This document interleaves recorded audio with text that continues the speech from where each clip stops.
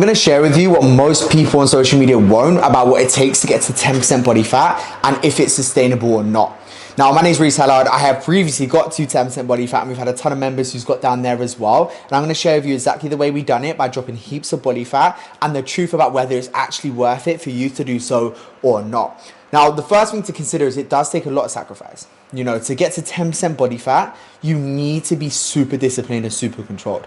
What I always say to a lot of new members who join the team is get to 15%, we can do that super comfortably. You want to push yourself to 10% body fat, it's going to require us digging deep. And I recommend most people do it, but only really once. I'm going to tell you exactly why. So the thing I love about getting to really lean condition is you learn so much about yourself, about what you're capable of, and about what you really have the potential to do. Because it's not easy. You know, you've got to be super disciplined with your nutrition.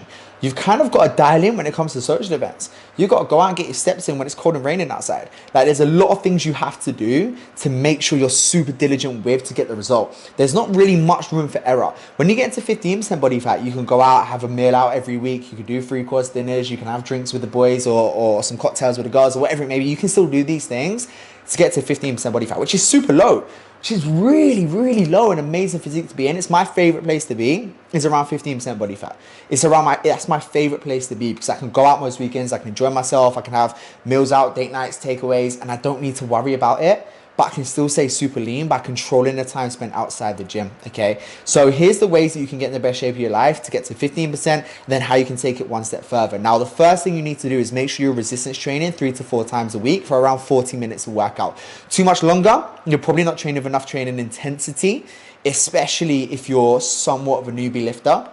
Anything shorter, you're probably not allocating enough time to really stimulate muscle growth and create an adaptive response, which is where you actually train the muscle how it needs to be trained to then grow, okay? So number one is resistance training, and I recommend hitting each muscle group at least twice a week. So if you're doing 3 times a week, I do full body. 4 times a week, I do upper, lower. And if you do want to push to 5, push-pull legs, upper, lower is a good way to go, unless you have kind of specific muscle groups you want to work. Because if you do, we then might look at, let's say you want to grow glutes, right? We might say, right, so your glute focus lower, upper. It might just be a normal leg day, or it might be a posterior day, rear delts, glutes, and hamstrings. Then you might do an upper, then you might do a light glutes, quads, and calves, as an example, right? So you might want to kind of change it based around that. Number 2 is making sure you're eating within a caloric deficit and you're tracking your nutrition. Right? On our program, we have what's called a hybrid nutrition system, which is basically teaching you how to put nutrition on complete autopilot with meal plans throughout the week, with high days on the weekends. So you can go out, enjoy yourself, and have meals out. Or if you don't have a hybrid nutrition system in place, then I would make sure you're tracking your nutrition to stay within your targets. And we have a completely free calorie calculator. You're more than welcome to. Just either drop it in the comments, calorie calculator, or just send me over a DM on Instagram at Reese Hallard. With calorie calculator, I'll send it over to you for free where you can work out all of your calories for fat loss, right? Protein is queen, calories is king. You're looking after both of those, you're going to make incredible progress with your fat loss, okay? Going into the next one is going to be what's called NEAT, non-exercise activity thermogenesis, which is a freaking boring way to say what your steps and your general movement that's not planned activity. Each in your head, coughing, dancing to music, the headphones in your ear whilst you're sitting on the sofa, whatever you're doing, right? So this is about 20 to 30% of your daily calories burnt. So it's important to make sure we're focusing on it. For most people, I'll say 8 to 10K is a good kind of, you know, step target marker that's super realistic. If you have more of an active job, you might be able to push up to 15, 20K. If you've got more time on your hands, you might be able to do so as well. For most people that we work with, you've got commitments, you got preferences, you know, you got family or work, so on and so forth. So it's 8 to 10 is a good kind of marker to start with, and then you can build it up from there as well, and it will help you burn more calories during the day to then sustain a deeper deficit and get faster results. The next thing that's really important to consider is your BMR. So 50 to 60% of the calories you burn just comes from being alive, right? So the more you can optimize your hormones and optimize your metabolism, the faster this is going to become. So different ways that you can optimize your metabolism and your metabolic rate is going to be making sure you have good protein, which is going to help you keep your muscle tissue. The more muscle you have, the more calories you burn at rest, because every 1 pound of body fat, this is 1 pound of body fat. For 1 pound of body fat, you burn 2 calories a day on average. For 1 pound of muscle tissue, you burn 6 calories a day on average. So the more muscle you have, the more calories you burn a day, and therefore the more food you can have when you're dieting, which everyone wants to have as well. Okay, then you're going to make sure you're sleeping well, you're getting the right nutrients into the body, and you're moving a lot throughout the day. That's going to help your metabolic rate increase. It's going to create a deeper deficit. Okay, so there's some really important considerations when it comes to dropping down to around 15% body fat. That it needs to be relentlessly consistent. Most people don't get the results because they don't have the accountability for long enough to get the result. So it's called delayed gratification.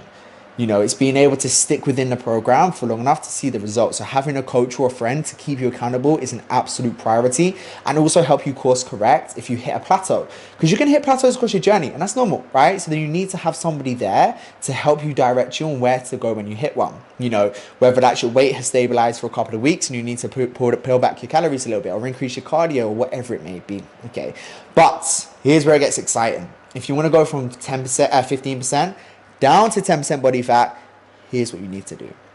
Let's say, for instance, this is the size of your deficit, just random kind of size here. This is the size of your deficit to get to 15%.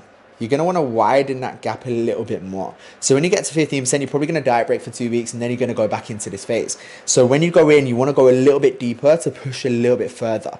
Now, your deficit size will change as you drop body fat. If you go from 30 to 15%, if you were dropping fat at 2,000 calories, you might not drop fat at 2,000 calories anymore, because your baseline on calories has changed. Your maintenance has changed because you're lighter, you've lost more body fat, and you generally probably don't move as much in a day as well, because you're naturally, well, I mean, you might move as much in a day, but you're not going to burn as much, you don't have as much body fat. Okay, so what we need to bear in mind is you need to create a deeper deficit, and then you need to be super relentlessly consistent for a longer period of time to get yourself down to the 10%. And that's what makes it so difficult, the consistency over time, right? So what you want to look at here is, how do I stay motivated for long enough to see 10% body fat? Because when you get there and you can say, I've been there, you've then learned, right, I can be disciplined, I can have super good control. You know, I've learned a lot about what I'm capable of. Now I'm going to take that into relationships, career, and my standard for anything else I put myself into. So that's the kind of consideration when you're looking to get into 15% and then get into 10% body fat. And if you found this helpful, make sure you hit subscribe. And if you need help with VIP one-to-one coaching, working with us at Smart Body and Performance to guarantee you the best transformation you have ever seen, and it's a guarantee, or you get a full refund, and we coach you for free until we get there. So how confident we are in getting your transformation. So just drop me a DM on Instagram at Reese Hellard with the word transform. I know exactly what you mean. We can have a chat. But in the meantime, hope you find this useful, and make sure you take action, because that's where the results come from.